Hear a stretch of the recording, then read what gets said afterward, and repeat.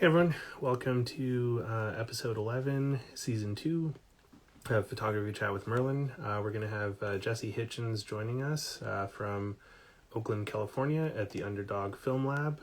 So let's get her in here and get going with the chat. How's everyone's week been going? Hope you guys are doing well out there and staying out of trouble.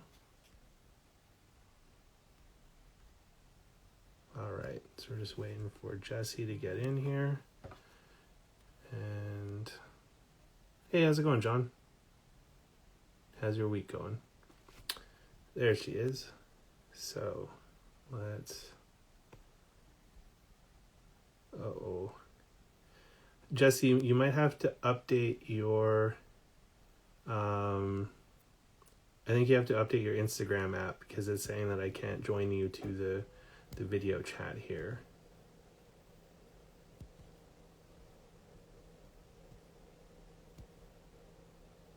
Okay. Yeah. Send a message.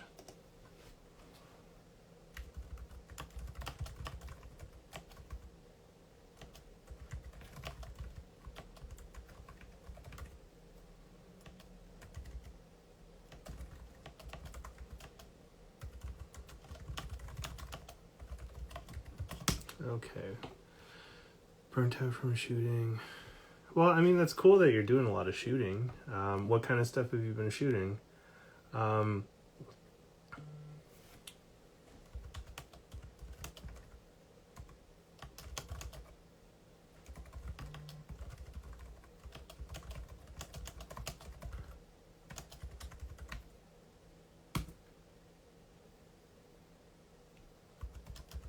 Just a sec. We're working on some technical difficulties here, and we will get everything going. I'm. What's new with me? I'm moving to Vancouver in May. That's a little new. I've got the quarantine book. I'll be putting out for pre-order before I go. And yeah, that's kind of exciting. I've started working on a reissue of the Bodegas book I did in 2018. There's going to be some new photos included in that I just shot recently.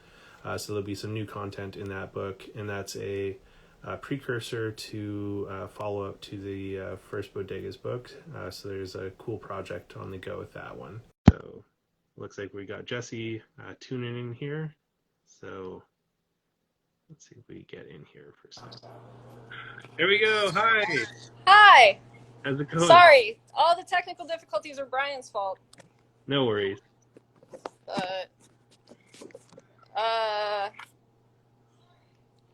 How's it going at the lab today?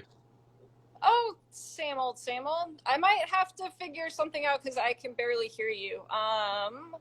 I'm going to go grab a Bluetooth speaker real quick. Sorry for the technical difficulties. No worries. Be right back. It always adds a little bit of fun to the photography chat. Wow. Big old large format camera in behind her.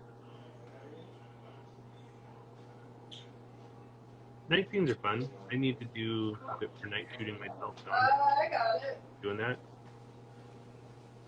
Oh,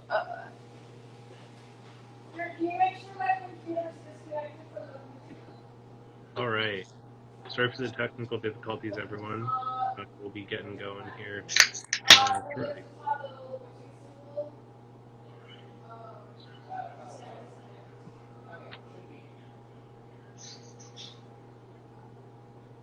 You can hear like the hum of the lab. It's kind of cool.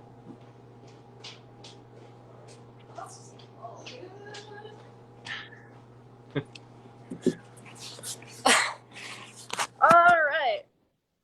Okay, cool. Oh. Always interesting times here on the chat. We'll have Jeese on in just a moment. Okay. All right. What's up, JP? What's happening?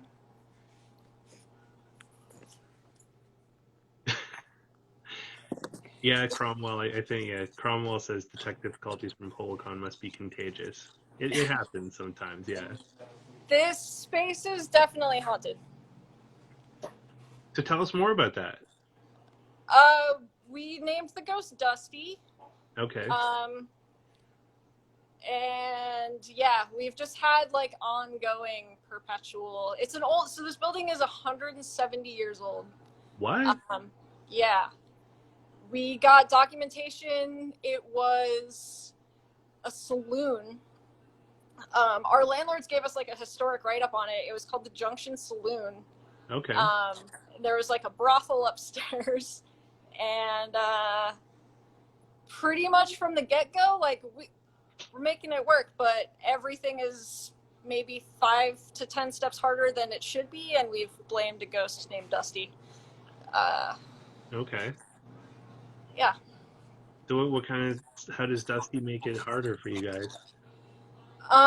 So yeah, so let's see. We've had a pipe explode that was like a 3-day project of jackhammers inside the lab, kicking up like an obscene amount of dust. That was when we named him Dusty. That. Yeah. Yeah. And then just, yeah, I mean, like, it's an old, most of it's just this, it's an old building. There's not a single straight line in the place. Like, every bit of construction, every bit of everything we've tried to do here has been significantly harder than it needed to be, but makes it fun. I mean, that's what you want out of life, is to have things interesting, right? Challenges. Yeah, it's never a dull moment that way. Exactly. Sorry. Oh, sorry? Oh, No problem. I still can barely hear you, but Oh no. Do you have like headphones or something, or? maybe I can hear it's. I can make it work. Okay. I'm good. Yeah. No worries. So. Yeah, so I don't know if you want to do like a quick introduction of yourself and just let the folks know a little bit about you. Sure. So, yeah, my name is Jeese Hitchins. I am one of the owners of Underdog Film Lab in Oakland. From Boston originally, been on the West Coast for 12 years now. And yeah, we do dip and dunk film processing in a house. I do all the scanning and printing. Got a crack team of people who've been doing this for a long time, so yeah. That's pretty cool. How long have you guys had Underdog going now? Underdog officially opened in 2019. We moved into the space in May. Construction took a while. We officially opened the doors in December. So we were only operating for about 3 months before we had to shut down for COVID reasons. But we were only actually like down for 2 weeks, and then we were able to get website going, switch to mail order. And I mean, for a while people were like mailing film to my house and I was bringing it in here. It was kind of a slapdash operation for a while, but we all just kind of did what we had to do to make it work, and now it's kind of humming along. So we've operated more than not, like in quarantine conditions. That's awesome. Yeah. So what kind of stuff can you guys do there at Underdog, just so the folks know? We do printing, processing, scanning.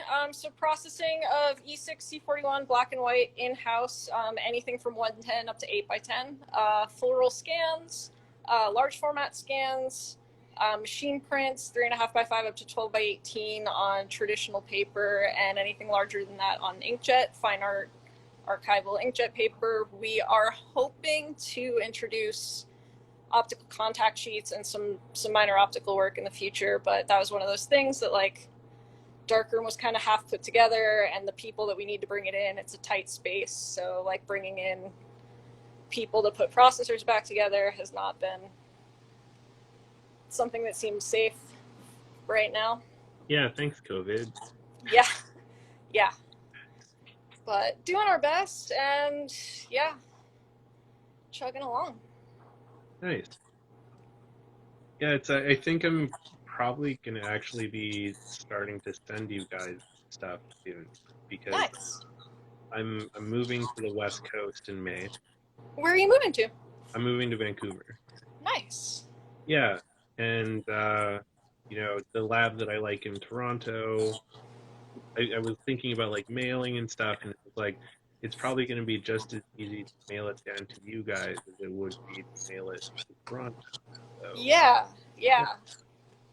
We have had, this is a thing that Brian's going to have to figure out. There's been some like online stuff with international shipping. We have a regular customer who was dropping off here and then was like, he's been going up for a couple months at a time to help his dad in Canada, and for whatever reason, like, has not been able to mail stuff here. But I'm sure Brian can make it work for you.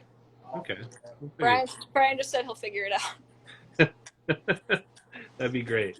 Yeah. Yeah, I'm excited. And I missed you guys. Like, it was Polacon Bay Area last weekend, and that was the last time that I was in San Francisco was for the first Polacon Bay Area. So it's kind of weird to like be far away from it now. Yeah, I was disappointed I couldn't participate more last week. It was all happening like while the shop was open, so I was running around in the back room. I was like listening to Brian from the other side of the room, but like couldn't be on any of the Zoom chats because I was actively scanning. But yeah, it's crazy. I mean, I think you are one of the last people I like met in the real world. We hung out on the last day of. Yeah, it was when everything was shutting down because we did the photo walk in Oakland, and then we had to like rush to the taco joint. Yeah. Yeah. That was crazy. Yeah, we had a lot of those like a year ago today conversations. And I was like, yeah, I remember like text or not like Instagram chatting with you the next day, being like, Yeah. hope you made it back into Canada because I think they just shut everything down like the day you were getting on the plane. Yeah, it was wild. So like I was supposed to be on an evening flight, and they moved my flight to the morning, and they didn't tell us why. It was just like it was just insane at SFO. Like there was just like lineups of people, and like everyone was freaking out because like everyone's flights got changed, and there was no like reasoning why. And when I landed in Toronto and turned my phone back on, like I saw that you guys were like shut down. I was like, oh, shit, like that's kind of wild. Yeah, that was crazy times. But yeah, it's a funny thing to like to have Polacon as a marker for that. Like I'm sure you saw like the marquee at the Parkside still says Polacon 2020 on it, which Seriously? yeah. Was Yeah, that the last event that happened at the Parkside? yeah. Holy shit. Wow. That's so for people that are like new or unfamiliar, um last year and also just like last weekend there was an event through the Instant Film Society and the Bay Area Photography Collective that was put on called Polacon Bay Area, and it was the last like real life Polacon event that happened before COVID, and the Parkside was like where we did like the zines and things and a bunch of workshops, and like that was one of the last places I got to see a bunch of my photography pals in Yeah. real life. Yeah. Crazy times. Yeah, it has been crazy times. So I'm curious, like you were rocking a pack film camera the day we were on the walk, and then also the photo you sent me for the promo post was a pack film camera. So I just curious, like what's the story with that camera? You know. I fell in love with those cameras. I actually had my aunt back home still lives in the house that she grew up in, and my grandmother's house that my dad and all of his siblings grew up in. And her and my uncle are like professional yard sailors, and a bunch of what they sell is just like old stuff that's been in this house that my family's lived in for a couple generations at this point. They pulled out one of the old like roll film Polaroid cameras, and were all excited to give it to me. And then I looked at it and I was just like, oh man, my friend's giving me shit about I can drop into a Boston accent if I fucking need to, kid. So my aunt gave me this fucking camera, and yeah, so I started like looking into it, and obviously that film doesn't exist anymore, but in the process of researching it, was like, oh, there's these other cameras that at the time, FP100C and 3000B, whatever, was super cheap and readily available. So it was basically through trying to find a way to use that camera that my aunt gave me, I discovered pack film cameras, found one for $20 on eBay, and loved it. Started just like carrying it around with me everywhere. And it's one of those things, once you have one, they just kind of keep coming into your life. So I ended up with probably 5 or 6 of them. There were a few just, like walking around flea markets. There was one, I was at a flea market in Massachusetts, and I picked one up. I was like, I don't need this. I already have a few of them. And the guy running the booth was just like, $5. I'm like, all right, sure. Yeah. Sold. So the $20 one, what was the $20 one you got off of eBay? It was a $450. Oh, nice. And yeah, that thing has gone across the country with me multiple times. I took that thing on tour with my friend's band in Europe when like the real cameras I was supposed to be using to like photograph this band both died on me. Just fluke accident. I had a Mamiya 6 that has an electronic shutter, and just something shorted out. I was freaking out, but I had this Polaroid 450, so I was like on stage for like photographing my friend's band, like pulling out bellows and like holding an external flash and doing the whole thing. Like, I love that camera. And that film, it still kills me. But it's one of my favorites. And Gavin just rolled into the chat here, and Gavin is a very special pole pal of mine out in Ottawa, which is not too far from me in Toronto here. But Gavin helped me retrieve this guy here, the 195. Oh, nice. Yeah, this has been my favorite camera to date so far. Yeah. Like just the photos that big ass lens takes. Those, yeah. I have a one, like the 450 is the one that I just kind of carried around forever, just because sometimes semi-automatic is easy. But I got a 180 for the times that I was like, took a shot and it exposed for the highlights or whatever, and I got frustrated. But yeah, the big ass lens on those things. Yeah, he can't beat him. Yeah. Let's see here. What's the shot? Ah. It's like too close. Oh, yeah. They're not designed for macro. No, and like I'm gonna make a macro kit for it someday, but like not today. We'll try this. It'll probably be blurry, but okay. You are you sitting on a stash of film? No, I'm not. I do have a problem with collecting the film, but I swear I'm gonna use it, and I do use it. I have a problem. Like, I hoarded a bunch of the film. It's the FP100C or 3000B pack film is what those cameras take, to answer your question. Yeah. And Fuji discontinued it 28. Yeah. Even though it was, in my opinion, some of the best instant film ever made. I still, like, when I look at the old 3000B photos, it just like makes me angry how good that black and white is. The 3000B is so good. Yeah.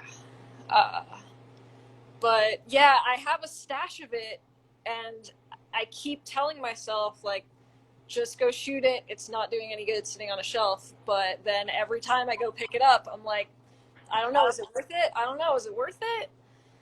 Okay. I'll just, because we're talking about it. Oh shit.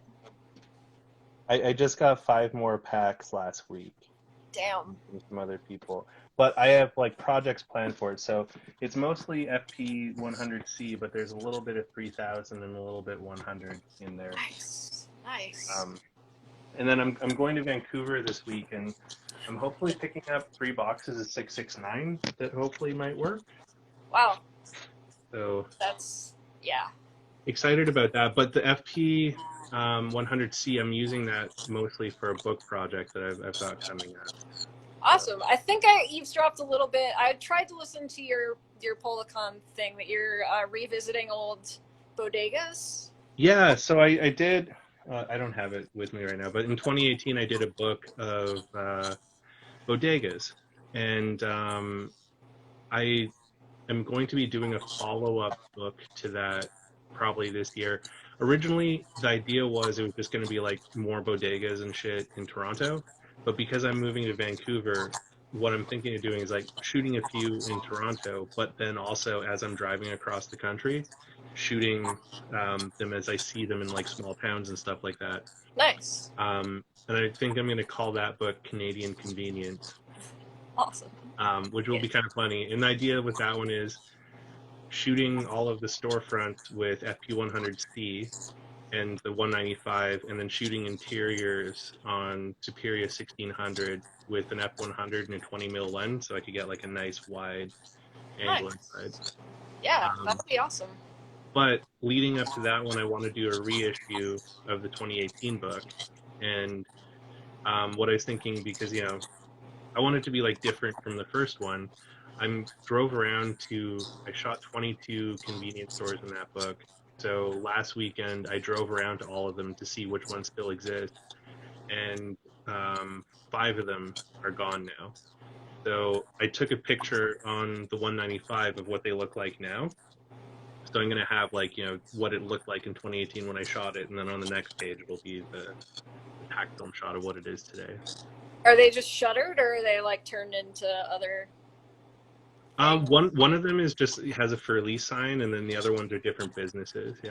Oh, okay. And it was interesting because at a couple of them, people were like, "Hey, why are you taking a picture of it?" And it was just like, I shot this place like 3 years ago, and it was a convenience store. They're like, "What? Like this has been a bakery for like as long as I've lived in this neighborhood." Weird. I'm like, "When did you move in?" "Oh, like 2 years ago." Well, yeah, it's interesting, kind of like seeing how that sort of stuff changes. Yeah. Yeah, that'll be really cool. Did you drive when you moved the first time, or did you? I did. So when I moved here in 2017, I packed all of my shit into a 5x8 haul trailer and towed it behind my Volvo cross country at that time. But that got taken out in a car accident last year, so I don't have that car anymore. I have a older Volvo station wagon, which I'm hoping will be just as adept as towing a 5x8 U-Haul trailer the opposite direction. Yeah, Volvos are borderline indestructible unless you smash into them. Yeah, like I'm glad that like I'm not happy that I got in a car accident, but I'm glad that it happened in a Volvo. Yeah. So yeah, I'm looking forward to the drive. Like I'm gonna take a week off of work, or maybe a week and a half, just to like take my time and Nice. Because I've always said, because I've driven back and forth across Canada 4 times now, and I've always been like, I'm gonna stop and take more photos. And like Chris Cohen, the guy that just tuned in here, he was the dude that came with me on. It is the internet, Chris. Welcome to the internet. He drove with me from the West Coast to Toronto when I first moved here in 2017. I joke he's my heterosexual life mate, and he was part of one of those trips, and it was a lot of fun because like he saw me. I posted a video on Facebook of me like fucking around with a trailer, trying to be like practicing for the big move, and he's like, "Where are you moving to?" And I said, I'm moving to Toronto. He's like, I was just about to book tickets to fly to Toronto for a thing. Like, do you want company? Like, fuck yeah, I want company. Nice. So I picked him up in Edmonton, and I like worked it out. Like driving, it's like 4,400 kilometers or 4,500 kilometers, which I think like works out to be like 800 miles or something like that, somewhere around there, It's about right, yeah. um, it only added an extra like 250 kilometers for me to drive up to Edmonton to pick him up and Okay. go down. So it was nice. We did the drive in 3.5 days, which was a little insane. Yeah. Um, but I saw this like really cool abandoned shit that I always wanted to take photos of, but like I was always in a rush. So I'm thinking with this move, like I'm gonna have some time.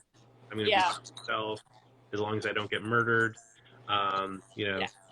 That was, yeah, when I moved from Boston to California, that was the goal was like, gonna take my time, gonna take a bunch of photos. I had like just graduated from college. I was like, this is gonna be my like big American photo project without really thinking. I was driving a Honda Civic with everything I owned in it.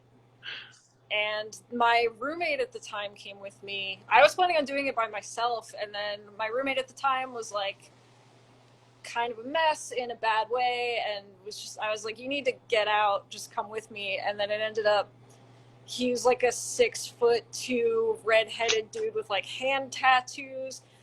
I was driving a Honda Civic with Massachusetts plates, so it was like all of my grand ideas of driving through the deep south and doing sketchy shit, like actually probably a bad idea for me to be pulling up to abandoned buildings with like giant stupid cameras in my Japanese car with Massachusetts plates. I'm gonna get murdered.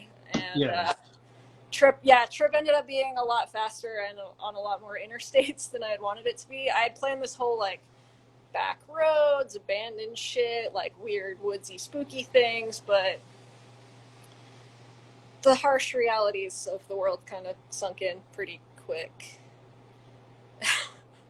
someone asked whatever happened to that roommate. I think he joined a motorcycle gang, and I lost touch with him. He was kind of a train wreck. But I mean, that happens when we're younger. We involve ourselves with train wrecks and basically, he got all the way to Southern California with me, and we tried to encourage him to.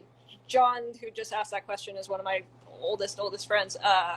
We all tried to convince him to stay out there with us, and he was just in rough shape, so it did not end well. But that's kind of how Southern California not going well is how I ended up in the Bay Area, so all things come together, I guess. Well, the Bay is better, right?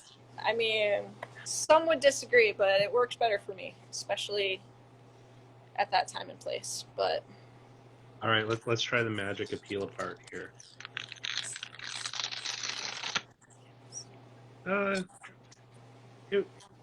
It kind of worked. Hey, Ray. Oh yeah, kind of worked. Yeah. That was only like what Brooklyn film camera prices. This was like $15. Yeah, nothing. Yeah, it's no big deal. Just making it rain, Prince over here. God, that's another like one of the times recently that I finally got over myself and was like, I'm gonna take pictures with the 450. Hadn't used it in a while, and the rubber band that I have holding the battery together to fire the shutter had corroded, and I took 2 shots with the shutter not going. Oh shit! 2 shots, like in the old days, no big deal, but 2 shots now is kind of a big deal. Yeah. 2 shots now is enough to be like, all right, cool. I guess I'm never using this camera again because can't risk it.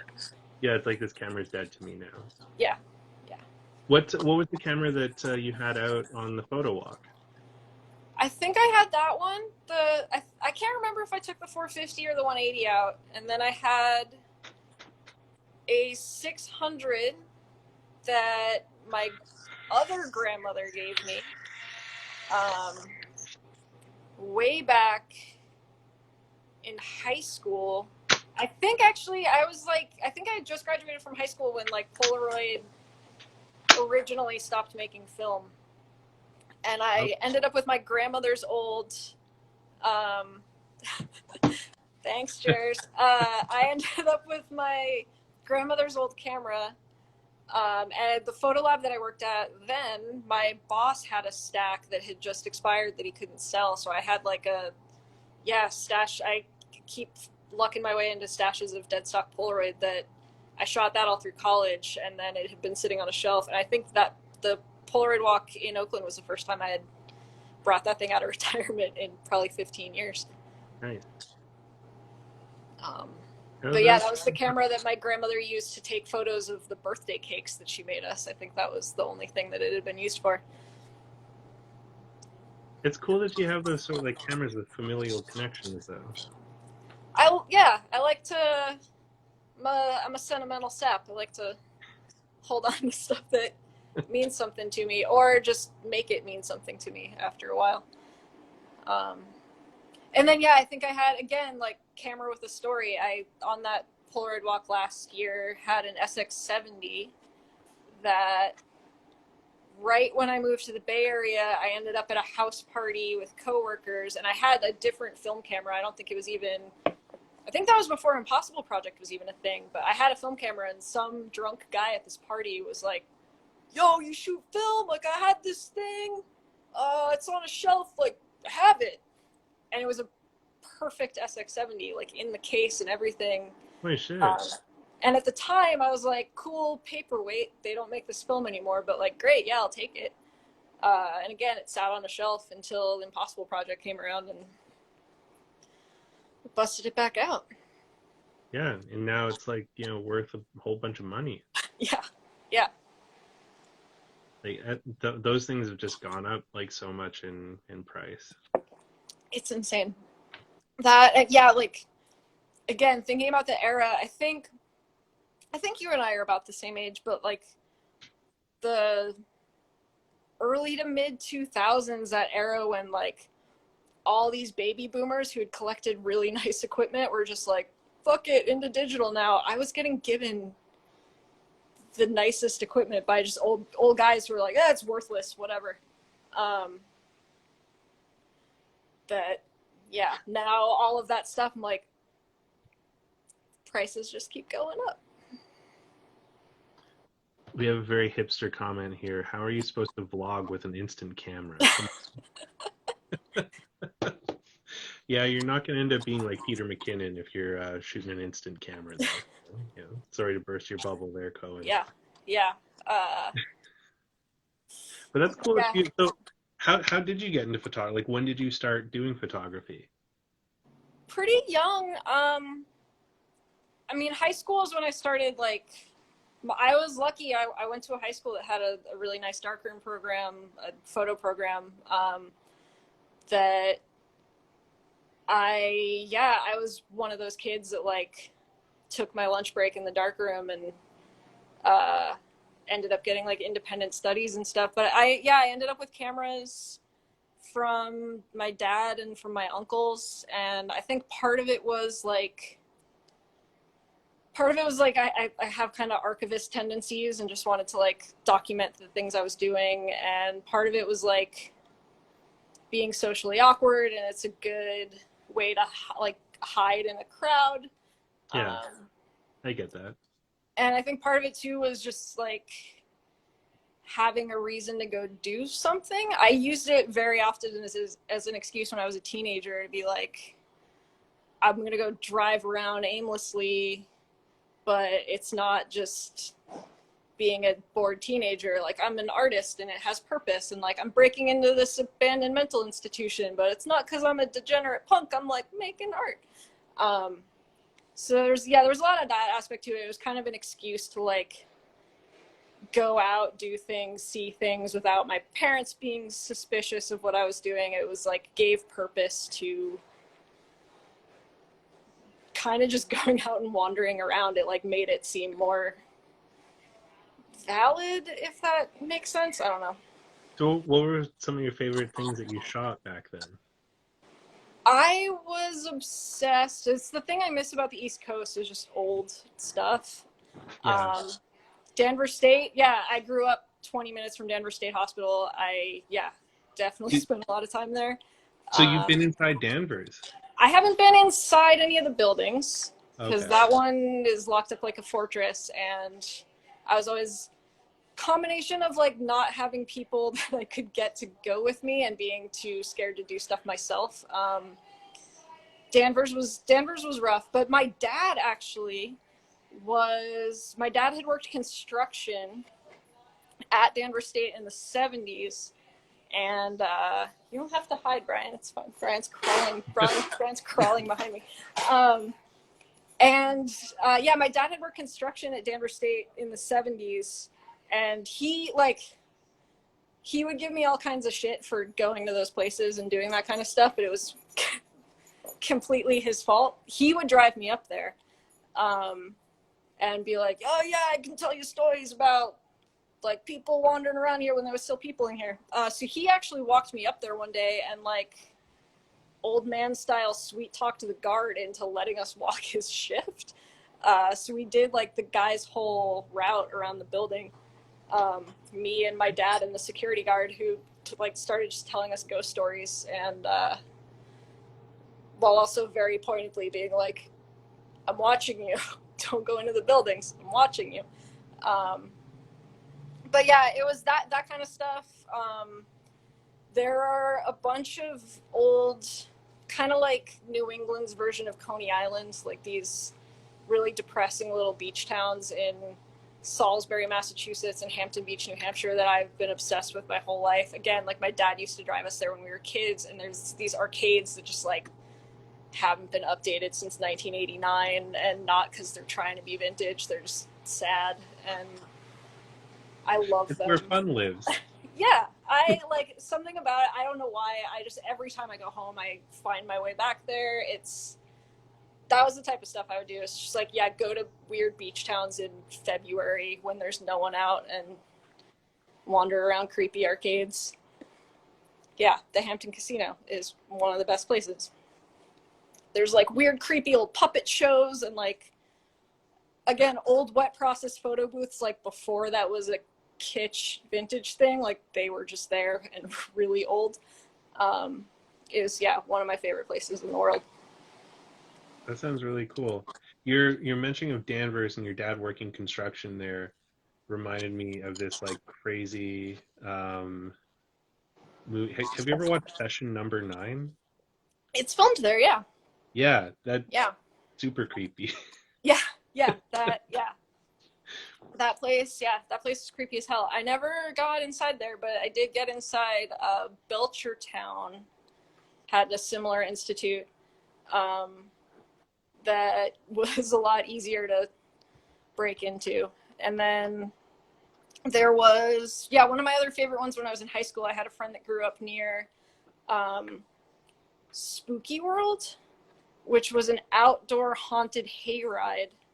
It was like a Halloween theme. It was a Halloween theme park basically, but it was outside in the woods in New England, and they moved it to Foxborough Stadium. But when they moved it indoors, they left all the old shit in the woods. So there's just this barn and like a trail through the woods with like a fake ghost town and a fake alien crash site and like all these mannequins and all this stuff that was like designed to be kind of cheesy, creepy, like fun for kids, but then it rotted in the woods in New England for 5-10 years, I think, before I made it there. And It's like legit creepy now. yeah, yeah. Nice. Where is it? Chris says, I can't think of anything that sounds less haunted than a hayride.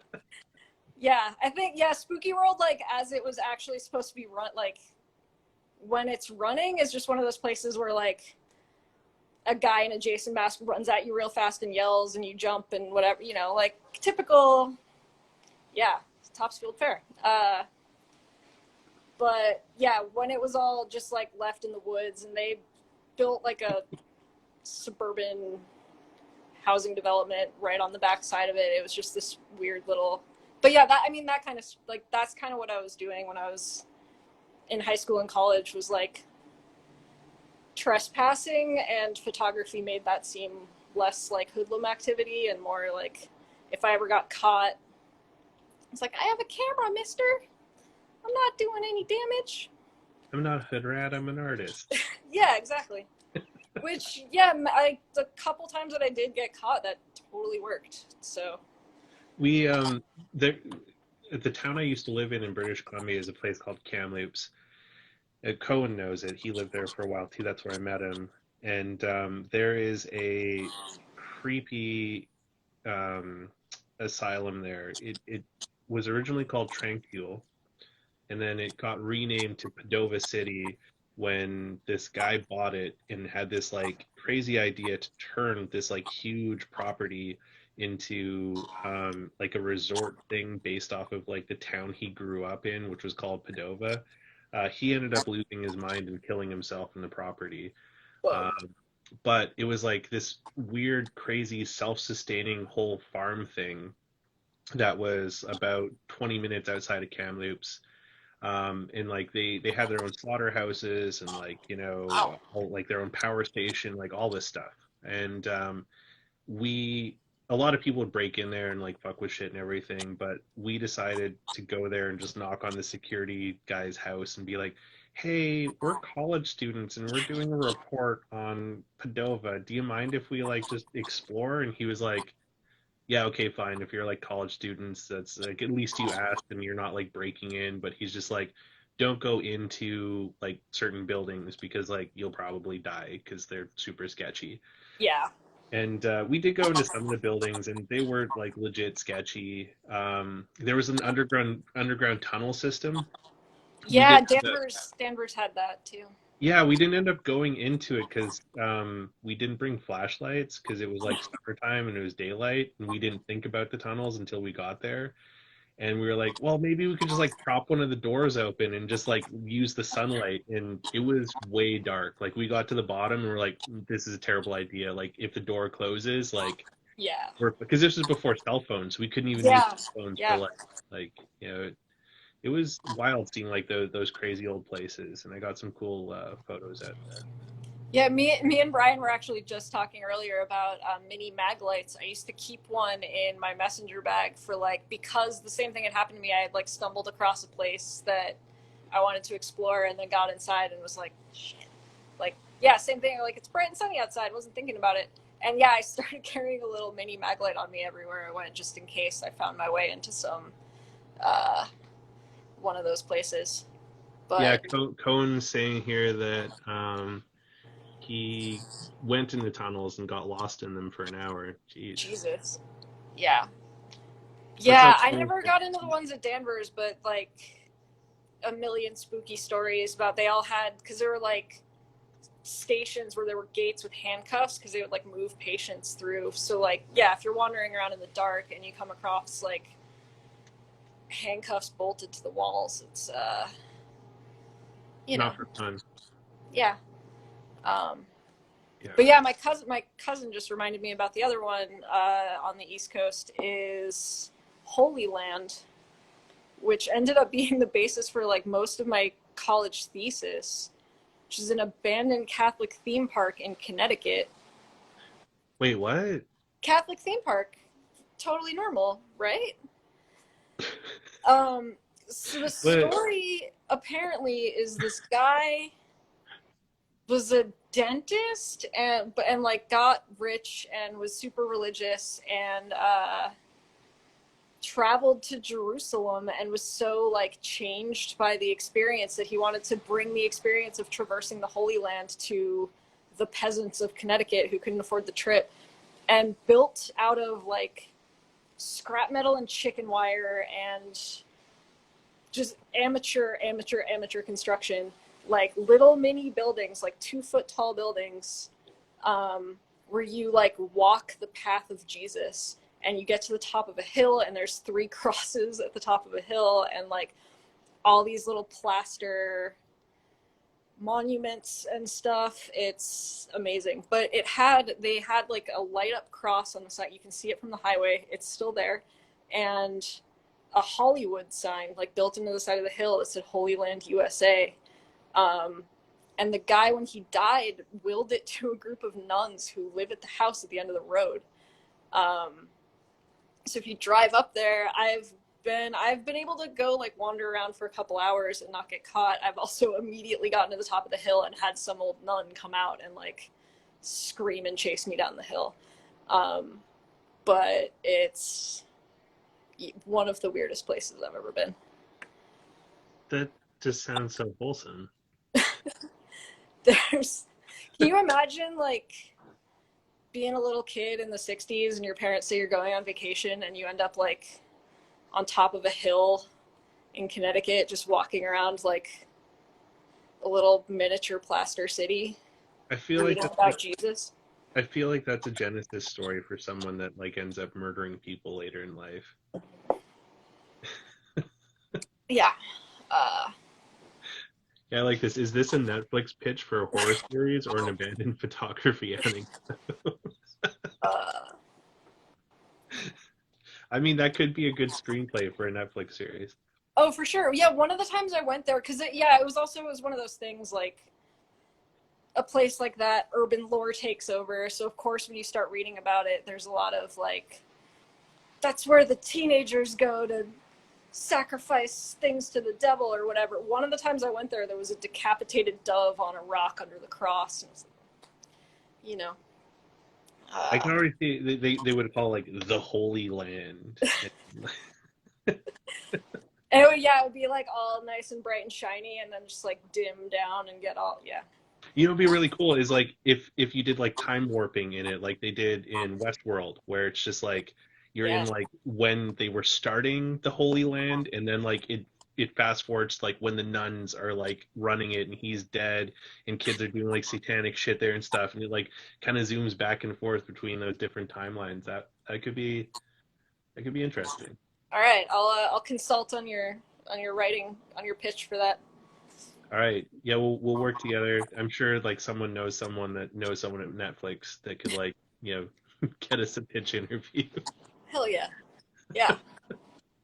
Uh, but yeah, that place actually like just going there just for fun ended up spawning my entire college senior thesis show because one of my professors was like, "You seem to be obsessed with religious iconography. Just go with it." I'm like, all right. So yeah, got that place to thank. Well, I mean, religious iconography is an interesting thing because, like, a few of my favorite photos are from like graveyards and stuff like that. Like, there was one specifically. It was on the way to Half Moon Bay. The other time Yes. that I stopped in, and I took like this really cool black and white shot of like a stained glass cross and a mausoleum through a wrought iron fence, and Hmm. it's one of my favorite black and white shots I've done. Nice. Yeah. You'll have to show me that. It's one of those things. I went for a drive a few weeks ago. It was just like a rainy, foggy day, and I found myself in a cemetery like near Bodega Bay and texted my old roommate who I've known since I was 15 and used to go with me on trips like that where we always ended up at cemeteries. And I was like, somehow this just, I don't mean to do it. They just keep pulling me back in. Yeah, it's like was it The Godfather? Just when you got out, they pulled me back in. Yeah. There was Yeah. one. Where is it? Sky Cemetery. There was such a really crazy one that I saw. Um, it was on the way, like when you're doing the windy through um, towards Half Moon Bay, Skylon Memorial Park in San Mateo. Have you been to that one? I think, is that the big military one? No, no. It's like it's a big. It's called a memorial park because it's like levels and levels and it's huge. Like it's Okay. on the way to like if you're coming from Palo Alto and you're taking the back way to Half Moon Bay from Palo Alto, it's along there, Hmm. and it has some like incredible views because it's like this terraced like cemetery that like you could tell it's like here's the poor people section and like here's the like richer people and then here's like the really rich people's Yeah. section and then there was like a creepy like I think old original house in the back that was like part of like the original like cemetery back in the day that looks like Bates Motel style creepy. Nice. But it was a really interesting one to check out. Like if you're into that kind of jam, Yeah. you'd probably dig that place. Good. Yeah, it's good to know because that's generally something I feel like is lacking on the West Coast. Like I know there's stuff out there, um, but yeah, I mean, where I grew up, there's like cemeteries from the 1600s, and again, I think all of this is my dad's fault. Like that's what we used to do for fun on summer nights. My dad would just like drive us to weird colonial cemeteries and go run around. Yeah. I mean, it gives you a diverse childhood, right? Yeah. Yeah. Uh, My dad used to take us to residential schools when I was a kid, which was eye-opening and interesting. yeah, that's interesting. Sorry, Yeah, where is what? Photos by Jeese. I want to go to the Sharon Noble Amusement Park. Uh, Where were you asking, JC?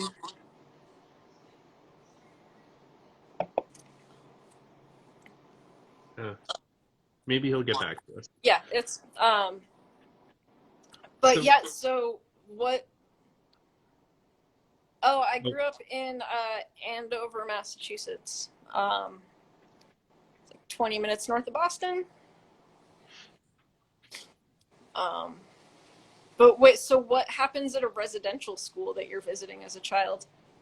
so like when we would go visit them, when I was a kid, they had been shut down for a bit. Like when my dad, well, incorrect. He took us to ones that were shut down, but the last residential school in Canada, I believe, shut down in 1995, just when I started high school.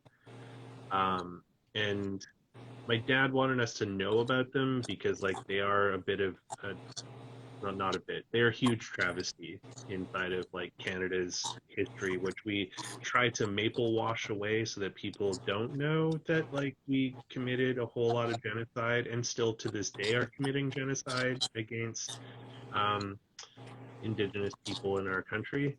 Mm-hmm. So he wanted us to be aware of that, and yeah, that was always kind of like a wild thing because he's like, kids your age would be stolen from their families and brought here, and like tortured by religious people. Wow. And I was just like, and you want me to go to church with these people? Like, come on, man. Yeah, that's wild. Uh it seems like our dads were borderline similar. Yeah, my dad would drive us around to all the old weird historic sites and rattle off because yeah he was a truck driver and he worked construction and stuff and like my dad grew up in North Reading and never moved farther than Andover, which is one town over.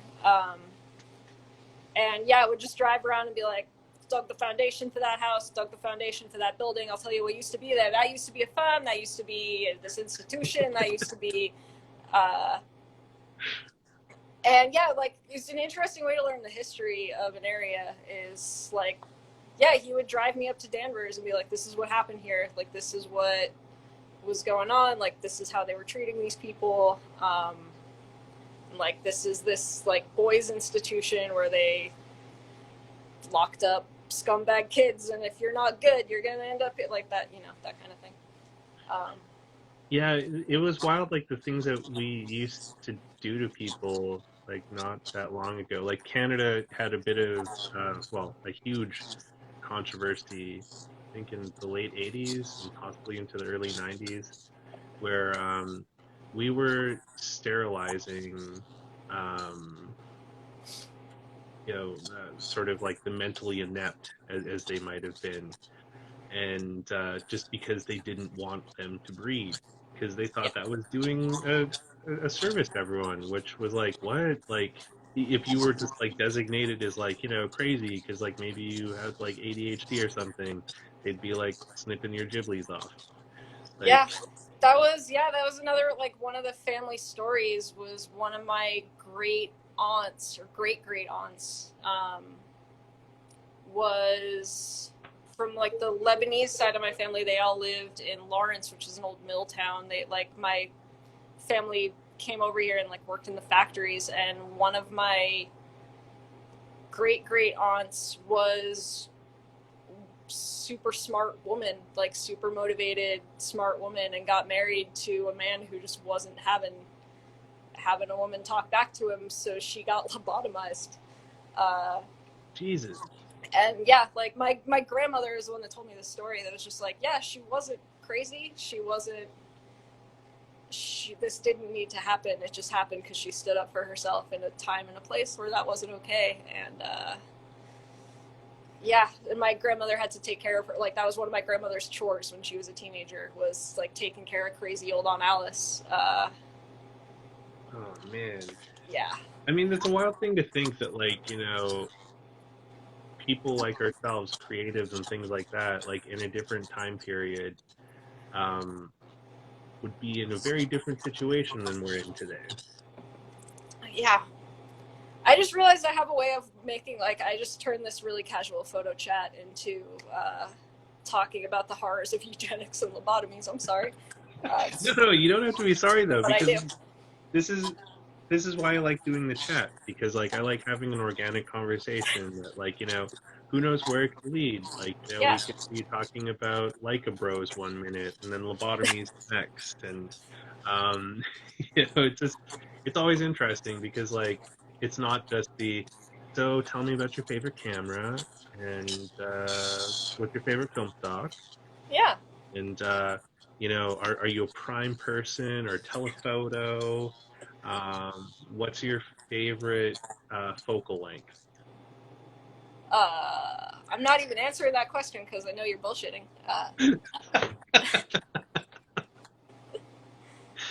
I'm a 50 millimeter guy. Okay. Yeah. I have been shooting mostly medium format for quite a while, so I got a 75 on my Mamiya 6. That's like my main Nice. bad boy. I do an 80 mil on my C33 and my Bronica. I like Nice. the 80. Yeah. I mean, I think it's like the same, right? As 50 for uh, Mass Canada stories. Yeah. Hell yeah. I mean, Yeah, so this is context for why you choose subjects to photograph. So, like, when you are choosing subjects to photograph, like, what's sort of like your thought process around that?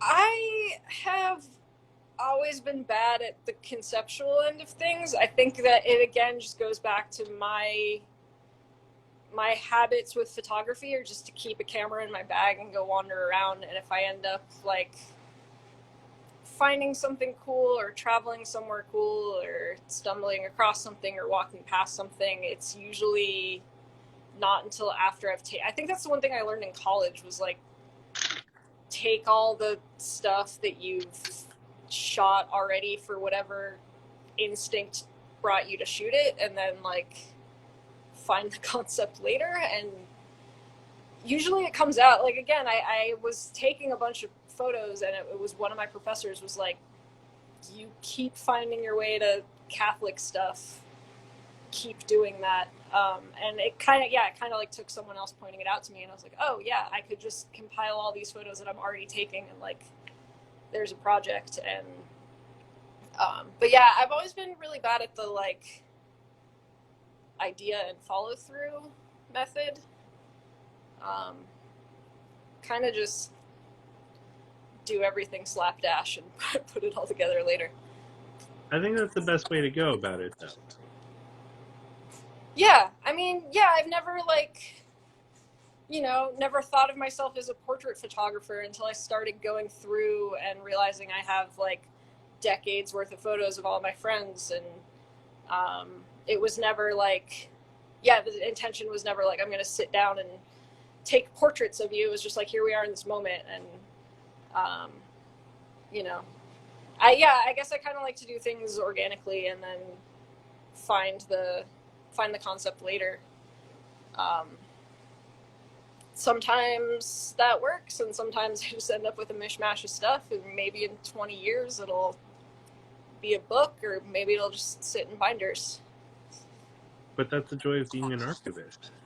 Yeah, exactly. And yeah, and it's that same thing too of like traveling around a lot and having a memory of like I was in this place at this time and this is what it looked like, and if I go back there I have a very clear picture of, because I hate that feeling of, and I thought of it when you were talking about your bodega project. I hate that feeling of walking down a street and knowing that I've been there before and knowing that something's different, but not being able to picture what it used to be like. Like, I know there used to be a building here that didn't look like this.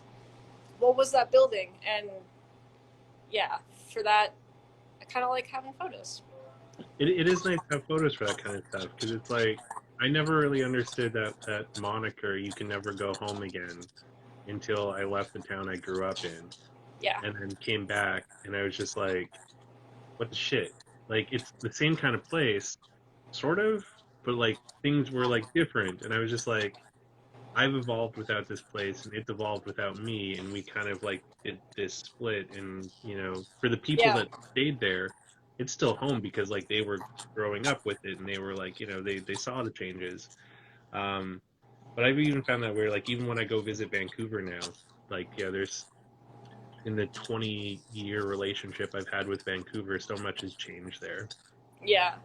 And And yeah, it, it's, I mean, it's, I think, similar to like the way that I had a picture of the history of where I grew up because of my dad telling me like what used to be there or whatever. I found myself doing the exact same thing to the first time I brought my boyfriend to Boston.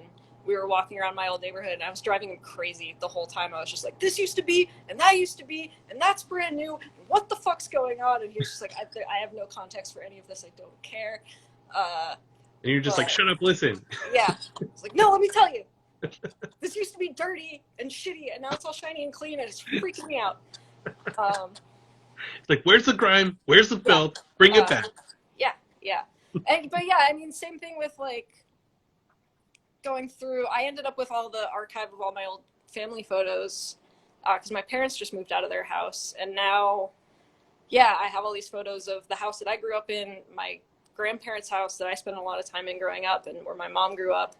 That, yeah, I have like very vivid pictures of and like memories of, and then being able to look at the photos and be like, oh yeah, that wallpaper, like I stared at that wallpaper for so many hours of my life, and like now I have a print of it that I can look at and be like, flashback immediately to that time and place. Like, I think that's one of the really valuable things about photography to me. And it's one of those things too, like I've been shooting for 20 years now, photos that I didn't really think anything of when I took them, of just like my friends at a place at like, some burrito place we used to hang out at that's been closed for 15 years. When I look at it now, I'm like, oh, that place. Yeah. You know. So Chris has a comment here. That's a good question. What do you do with your photos? Do they end up in shows or books or hidden in personal archives? I have put some stuff in shows. Not the best at self promotion, but I've lucked into a little bit of knowing people who've contacted me to put stuff up places, and there was a little stretch where I was trying to put myself out there a little more and get some stuff in shows. Most of it right now is just in binders. I'm actually working on like organizing my archives right now, because taking advantage of working at a photo lab and having access to scanners and printers and stuff, and getting everything contacted. And but yeah, I mean, I would like to do books or zines or things, or hang stuff up, but it's like I'm bad at editing, I'm bad at follow through. That's fair. I kind of need a push to do that stuff, and I've been so busy with getting the lab going lately that haven't been shooting as much as I'd like to, and haven't been that focused on putting stuff out there, but things are kind of starting to fall into a groove here that I might be able to not be here for 14 hours a day eventually. That'd be good. Yeah. And Paul asks, do you print your work?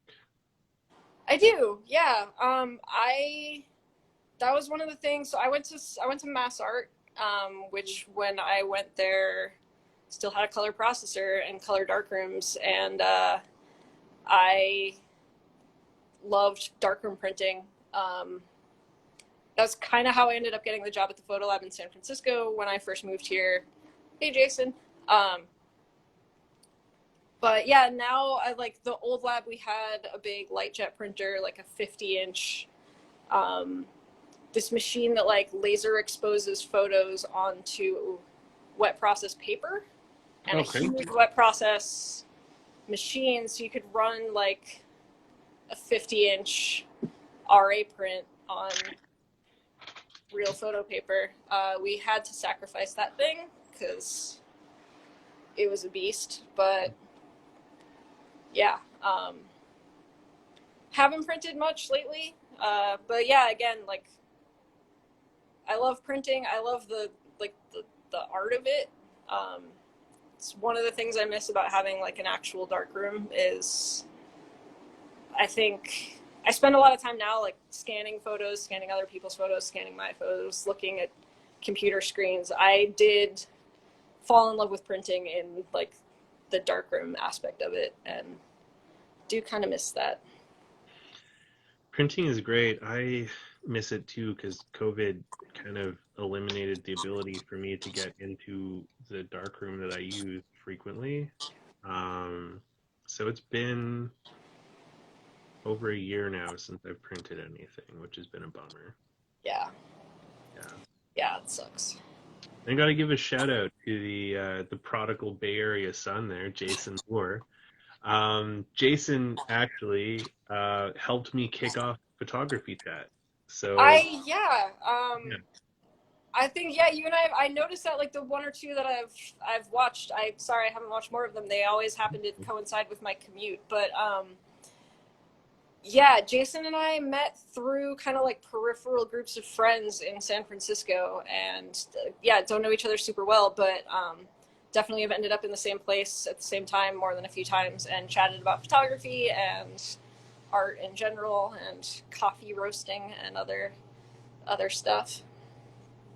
yeah, he's an interesting cat. He helped me kick this off. He was the very first official episode, Nice. and been a great supporter. Um, Paul has a question here. Have you experimented with dye transfer process? I personally haven't.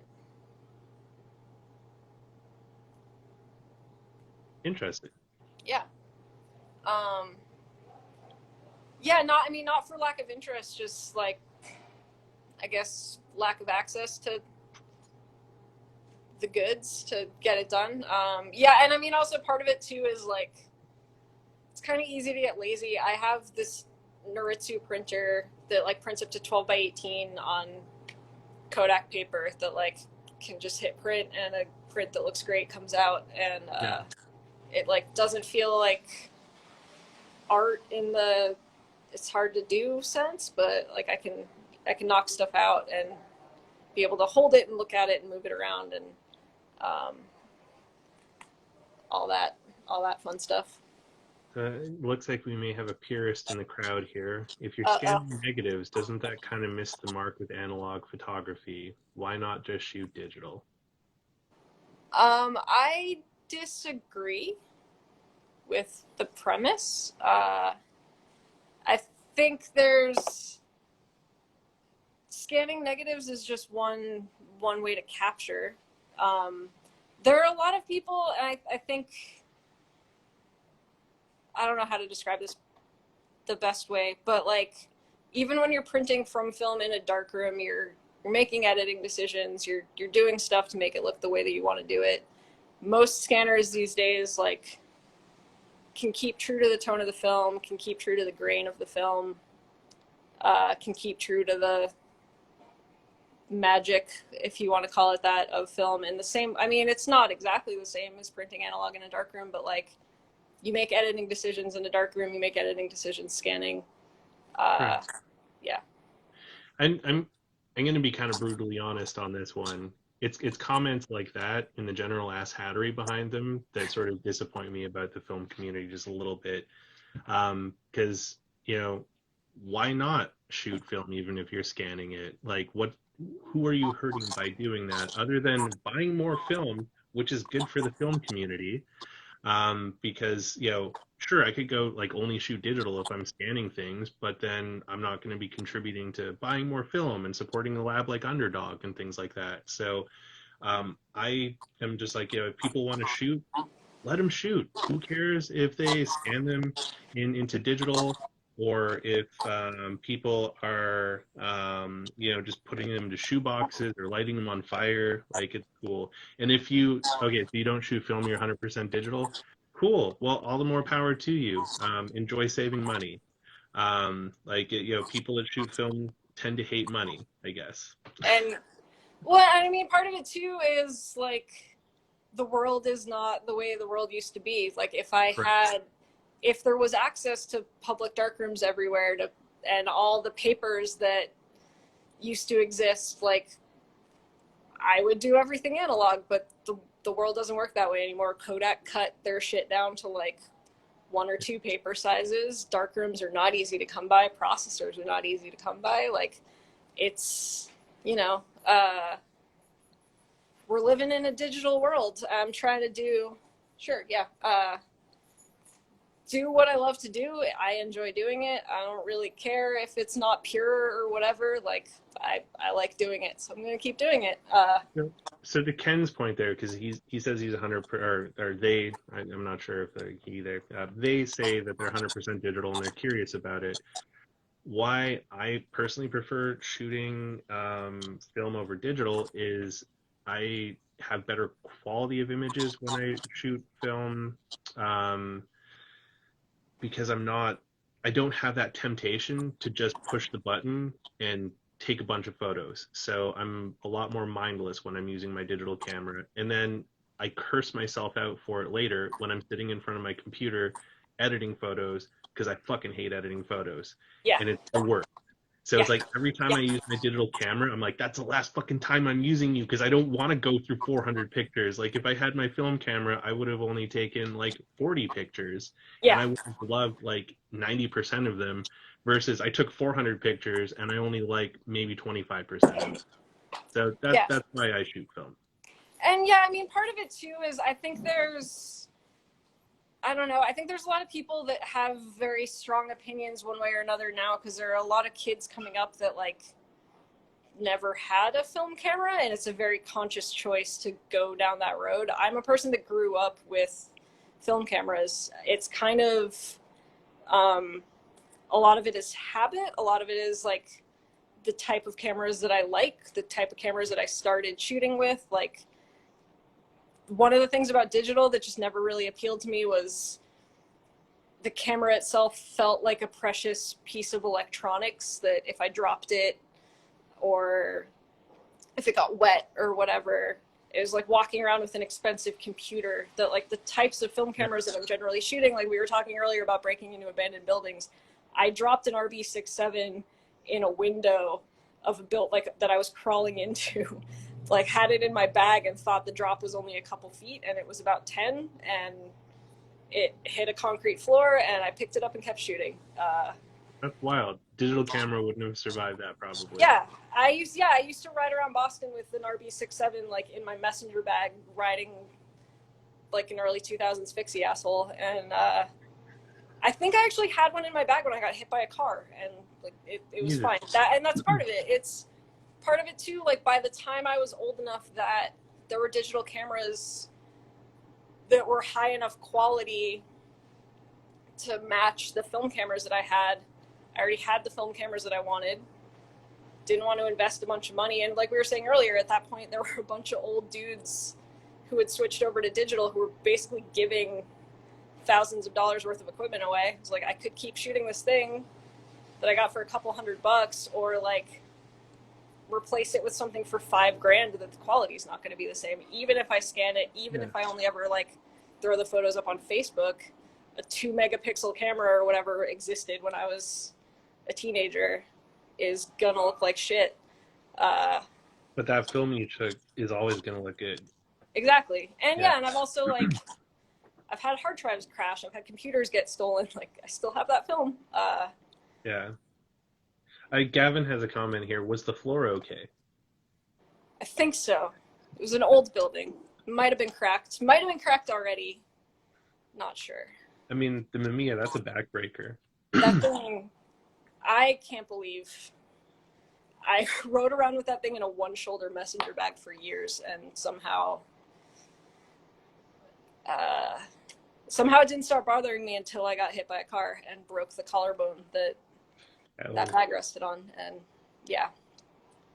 I mean, that's another thing too that I like film versus digital. It's just like the equipment themselves. Like, I like the feel that like picking up my F5 or like my F100 or like one of the Polaroids, like the feel that it gives you to just have that device. And it's not so much like the capability, but it's just like the emotion and feeling. Because like when I saw those things for the first time, they were so far out of like my reach. Like I never dreamed I would ever actually own any of the gear that I have today. Yeah. And it's just so wild that I do have it. And I Yeah. like the feeling that being able to use something that was like from the 60s or 70s and like, the 90s in some cases. Yeah. You don't get that same sort of like emotive feeling when you pick up a digital camera. And yeah, I have that same feeling with like, yeah, the tactile nature of it and the like the mechanical aspect of it. With the exception of maybe one of my cameras, I don't have any cameras that have electronic shutters. So you're out somewhere and your battery dies, you're fine. You're out somewhere and like some mechanical thing stops working, take that thing apart and put it back together. Like there's not a computer chip. It's like it's force it with a screwdriver and like you can get yourself going until you get home. Like that's one of the things I love about. I love like tinkering with stuff. I love like just the quality of having something that feels solid and for whatever that's worth. I'm not like gonna stand on a soapbox and try to get anyone to do the things the way I do them, but I like doing things the way I do things, so I'm gonna keep doing it. That's exactly it. They're all tools. So it's, as much as I shoot film, I do shoot digital from time to time because there's times it makes sense to use it. And honestly, there are times like as the owner of a photo lab, there are times that I've had conversations with people who have very specific needs for a very specific job or whatever, and they're fighting against, they're wanting to shoot film but fighting against the medium. Like there are times that just like, I love film too, but for this specific project, you might be better off shooting digital if like having a little bit of haze is going to be a problem or having a little bit of noise or whatever. Like there's a time and a place for everything. And I mean, for what I do, film works for me, but yeah, I'll be the first person to say like some super high pressure shoot where if you lose it, you lose it. Maybe back that up on digital at least. Yeah. It's whatever makes you feel happy. Exactly. Photography should be about having a good time and making work that makes you happy and looking at work that makes you happy and meeting people and talking to people and community. That's been the best part of it for me is like the community and meeting different folks like yourself and Brian and so many like great people I've been able to meet through the photographic community. That's been like the best part of it. That's been one of the greatest things about Underdog is like the people that, because Underdog grew out of a lab that used to be in San Francisco, the people that followed us over and were cheering for us the whole time, like there were times that this was rough, like opening a business with no money in the Bay Area where rent is insane and everything's difficult. Like this was not easy, but there were 2 years that we were down, like we couldn't find a landlord that would rent to us. And in that time we had old clients from the old lab like checking in on us every 6 months and like we're really rooting for you. And that every time that I was getting down on it and like this isn't going to work. There's no way we're going to pull this off. Someone would come out of the woodwork and be like, you guys got to do it. Like, pull through, keep working, we're rooting for you. That, like, community aspect of things, really kept us going and is what's allowed us to grow. And yeah, like, Brian has helped organize the shows that we've put on here. We were like wheat pasting down the street and got to meet a bunch of our neighbors, and trying to just foster that, like, finding ways to work with people, like people that do different things, that like we can all help each other out, we can all root for each other, we can all back each other up. That's what we're trying to do here. The wheat paste looked so cool. I saw those in Brian's stories. Yeah, that was a super fun project. And yeah, we were out there. It was like the hottest day in San Francisco history, in Bay Area history or something. We were like up on scaffolding covered in glue and getting that together. And yeah, I don't want to take, like, that one's Brian's brainchild. It was a super fun thing to be a part of, but yeah. But you printed it, you know. I did print it, but Brian's behind me. But Clubhouse thing? I don't know if I know what the Clubhouse thing is. So Clubhouse is like, it's right now it's an iPhone only thing. It's an audio chat kind of thing where you can join chat rooms that are audio only. When you first join the room, you join as a listener, and you can listen to like the stage, which has moderators and speakers. And the rooms have different topics going on. Like I've joined a bunch that have different like photography subjects going on. It's been pretty interesting. Like Cool. I've invited a few, because like it's invite only and iPhone only right now. They're supposed to be opening it up to Android in the not so distant future, but I've had some interesting conversations on there. Like, it's been kind of a cool platform for Cool. meeting. Yeah. Jason's comment. It's AOL chat rooms for 2021. Yes. Hell yeah. It's a language I can get behind as an old fat. Yeah, I mean, that sounds interesting. That could be a road we go down. I mean, right now where the push right now is like, we have this whole side of the building that, like, the goal is to make a gallery space, and right now it's just like a pile of random stuff because we haven't been able to invite anyone in here, and we're really looking forward to, like, being able to invite people in here. And the comments in the PETA gallery are kind of priceless. I'm seeing all the ASL ones. ASL. Yeah. For those of the people that may be watching this recording later or listening to the podcast later, ASL was something that was said by older generations in chat rooms where they're like age, sex, location, which usually was followed by a cyber question mark, Yes. which is what pervy men would say to young women when they wanted to text sex them in chat rooms.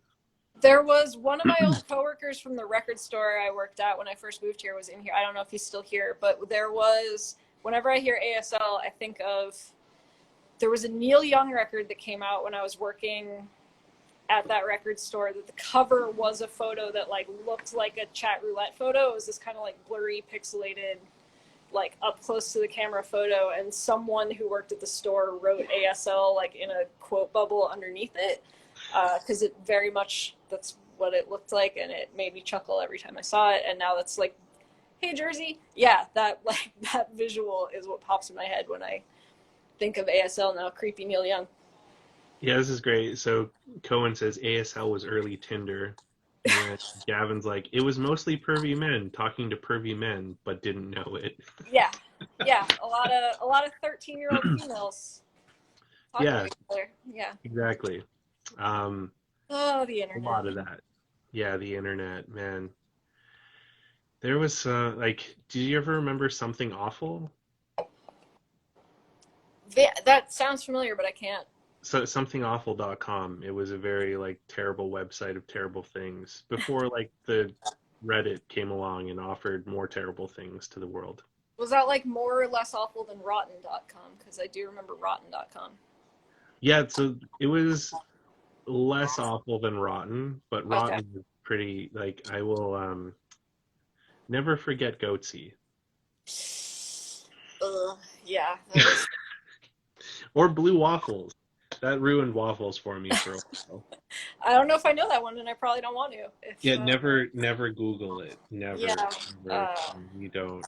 Cliff Yablonsky Hates You. That was prime time early 2000s internet. So uh, good. If you've never read that one, if it still exists as an archive, it's worth checking out. Cliff that's Yablonsky, another one that like that sounds like a thing that I've heard before, but I can't place it. But No Tub Girl. That's just uh, we've really like gotten into the trenches now of yeah, that's. here. So I'm really excited about this. I just picked this up recently, and I'm looking forward to shooting it on my trip. It's Oh, the Rolly Paul and Reinhold special edition film. hmm. It's for their 100th anniversary, and it's for the founders of Rolly. So where the subject here says, "Celebrate with us 100 years Rolly."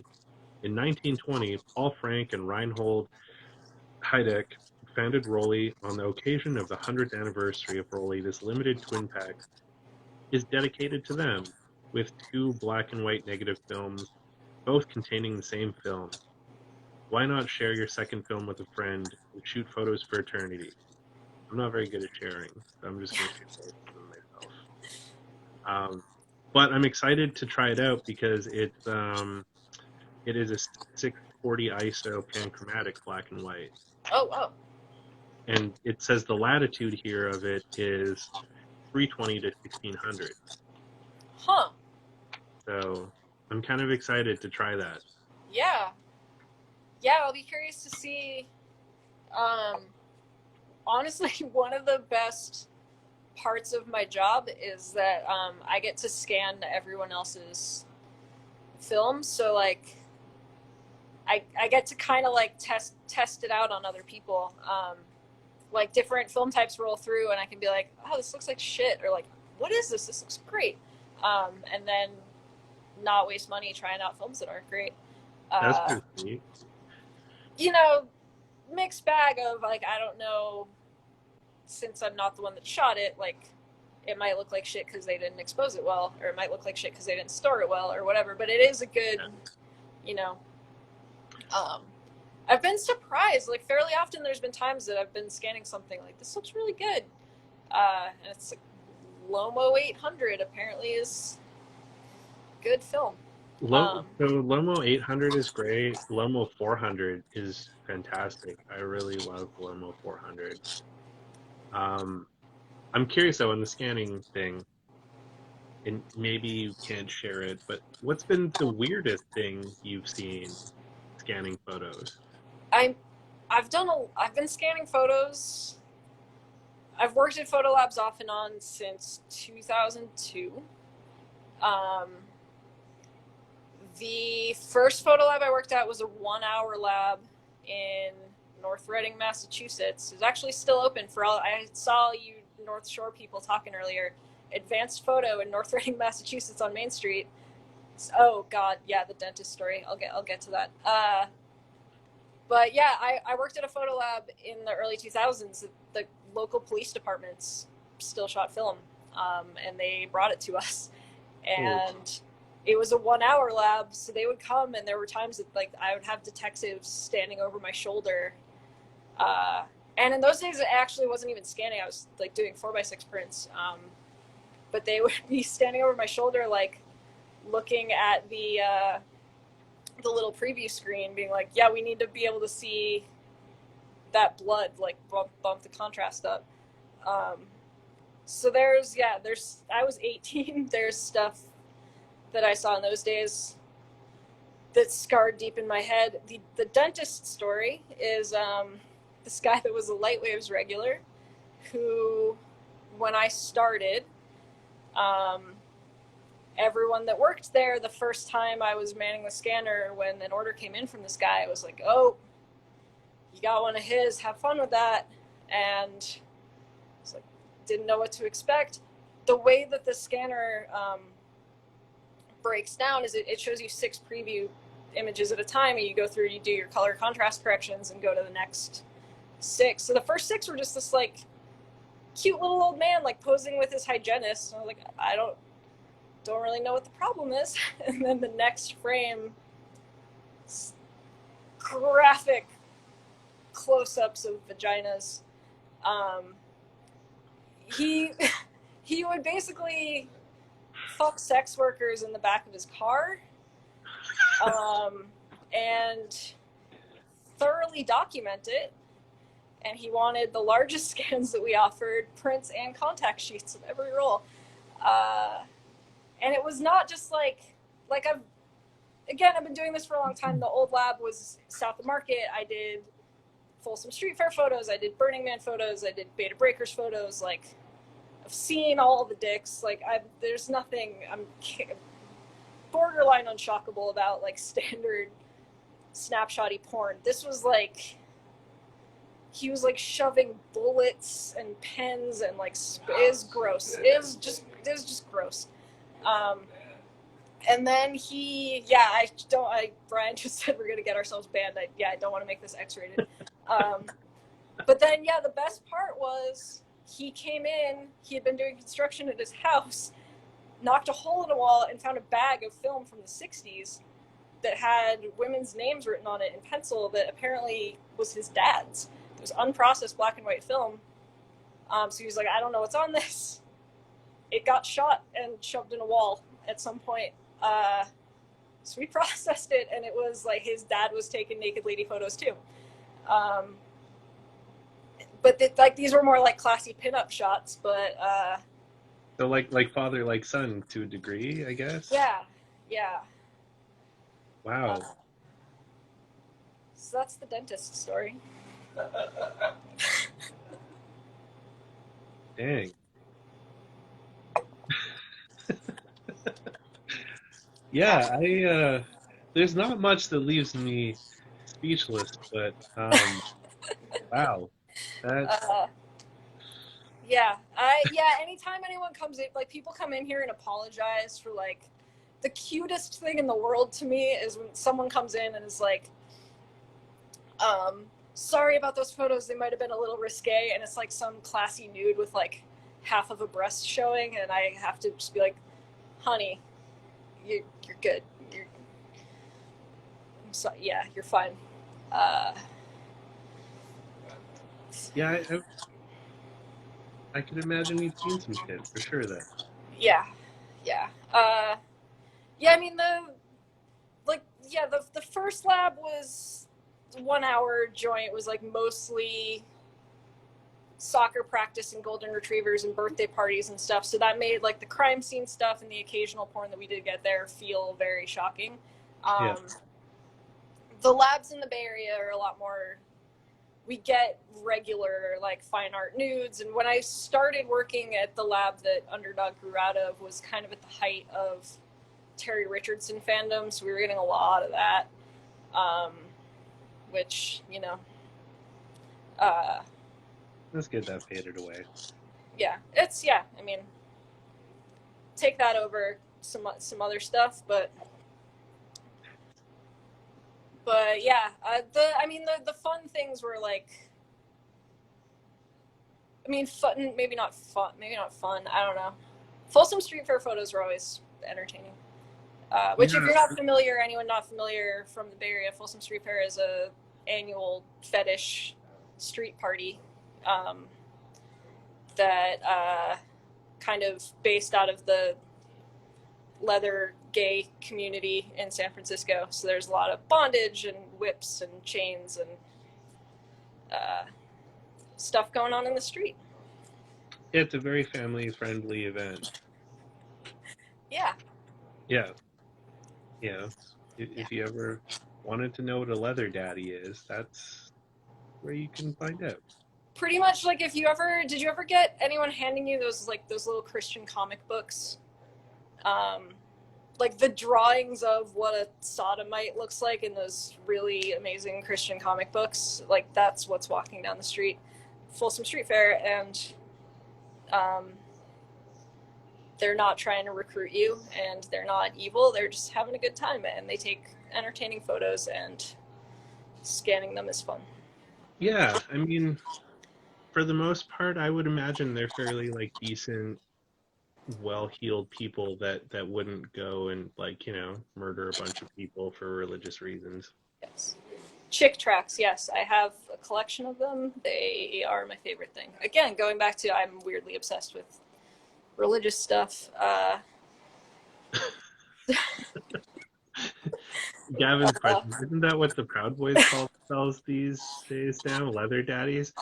They wish. All the leather daddies would beat the shit out of the Proud Boys if they tried down in Folsom. Canada, Proud Boys don't really call themselves anything anymore because we officially designated them as a terrorist organization. Yeah. Yeah. As we should. Yeah, exactly. And it bums me out a little bit that the guy that like was one of the founders of Vice is like the creator of the Proud Boys and also from Canada, so that's like a double whammy. Oh, I didn't realize he was Canadian. Yeah. As an American who we have to own a lot of horrible shitbags, I gotta say you can have that one. I thought he was one of ours, and no, that's okay. Hard pass on that one. Yeah. But I do miss America. Speaking of leather daddies, I watched a very interesting video last night. Where the segue goes. Yeah, last night on YouTube, David Cross posted a very interesting YouTube video about the failing of America. I saw that. It's really good. It's fantastic, and it just, I always associate leather daddies with him now because of Arrested Development and like, Yes. Yeah. And A New Start is also a fantastic one. Perfection.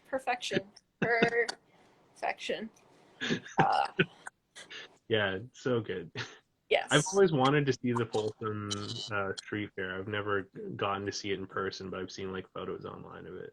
It's I mean, I lived in that neighborhood.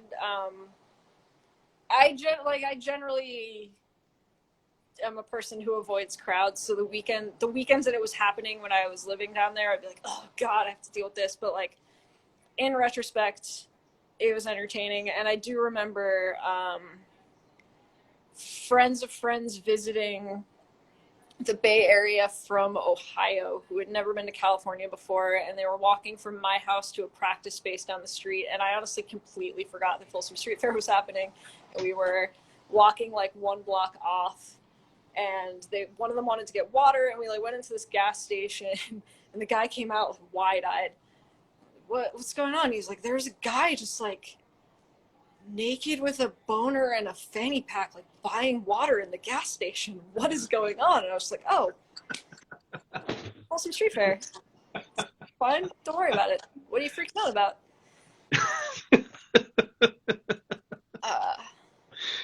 I mean, why not? Yeah. Staying hydrated. That's important. It's easy to get jaded, and again, like I've been doing the photo thing for a long time. I've been scanning other people's photos. Like I've I'm not like some hard-hearted old war photographer or whatever, but like I've seen some shit. So every once in a while, it's nice to like see things through the eyes of someone who's shocked by stuff that I'm just like, I don't know what you expected. Did you not think you were gonna see a boner when you were buying water? I don't know what.